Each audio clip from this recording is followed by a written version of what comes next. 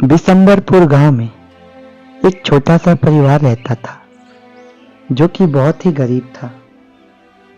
उनके परिवार में रामू, रामू की छोटी बहन और उसकी माँ थी। रामू बहुत ही होशियार और मेहनती लड़का था। वो अपने परिवार का गुजारा कराने के लिए गांव के गायों को जंगलों में ले जाकर चारा चराया करता था, जिसके बदले गांव वाले उसे कुछ रुपए दे दिया करते थे, जिससे बेचारे के घर का खर्चा चलता था। रामू गायों को ले जाता और चरने के लिए छोड़ देता और एक पेड़ के नीचे बैठ जाता और उस पेड़ के नीचे बैठकर ठंडी ठंडी हवा लेता।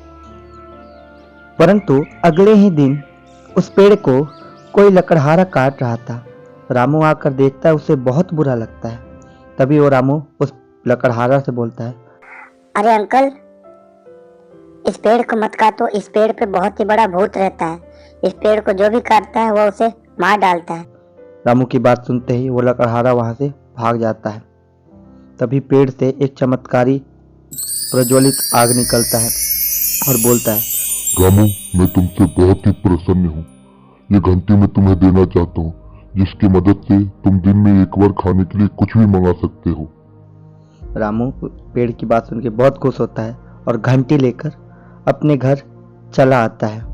घर आकर अपनी माँ और अपनी छोटी बहन को घंटी की सारी कहानी बताता है।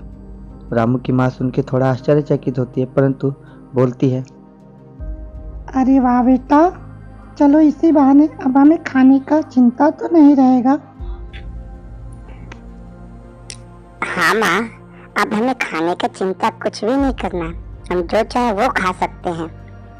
फिर तीनों जादुई घंटी की मदद से खाना मंगाते हैं और बहुत आनंदित होकर खाना खाते हैं। रामू बोलता है, माँ, पता नहीं हम कितने दिनों बाद इतनी स्वादिष्ट खाना खाए। खाना खा के तो हमें मजा आ गया। रामू की माँ उसकी बात सुन के बहुत खुश होती है। रामू रोज की तरह गायों को चारा खिलाने के लिए जंगल में लेकर चला जाता है और वो रोज के भांति जंगल में गायों को चारा खिलाने के लिए ले जाता है और उस पेड़ के नीचे जाके बैठ जाता है। परंतु इधर उसकी माँ और उसकी छोटी बहन बिना रामू के ही अकेले घंटी से खाना मंगा के खाना खा लेती हैं। और उधर रामू शाम को गायों को चारा खिलाकर वापस घर आता है तो घर उसे खाने को कुछ भी नहीं मिलता, क्योंकि घंटी से दिन में एक बार ही कुछ खाने के लिए मंगा सकते थे, जो उसकी माँ और बहन खा चुके थे।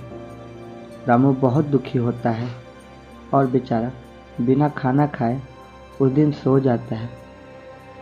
अगली सुबह रामू जब उठता है तो अपने माँ और बहन को बिना बताए उस जादुई घंटी को लेकर गायों के साथ जंगल में चला जाता है।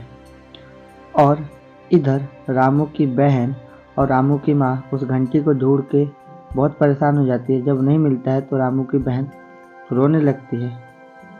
तभी शाम को रामू गायों को चारा खिलाकर वापस घर आता है और खाना खाने बैठ जाता है। तभी उसकी माँ और बहन उसे देखती हैं तो रामू बोलता है, माँ, मैं कल शाम को आया तो मैं देखा मेरे खाने के लिए कुछ नहीं था, इसीलिए मैं आज ये घंटी को बिना बताए लेकर चला गया। इस बात का मुझे बहुत अफसोस है, परंतु कल आप भी हमारे साथ गलत किए। कल मैं भूखे पेट सोया था। रामू की माँ रामू की बात सुन के बहुत दुखी होती है और तीनों साथ में खाना खा लेते हैं। तो बच्चों, इस कहानी का मोरल ये है कि हमें कुछ भी अकेले नहीं खाना चाहिए, सबसे मिल बांट कर खाना चाहिए। बाय बाय दोस्तों, फिर मिलते हैं अगले वीडियो में एक नई कहानी के साथ। तब तक के लिए अलविदा।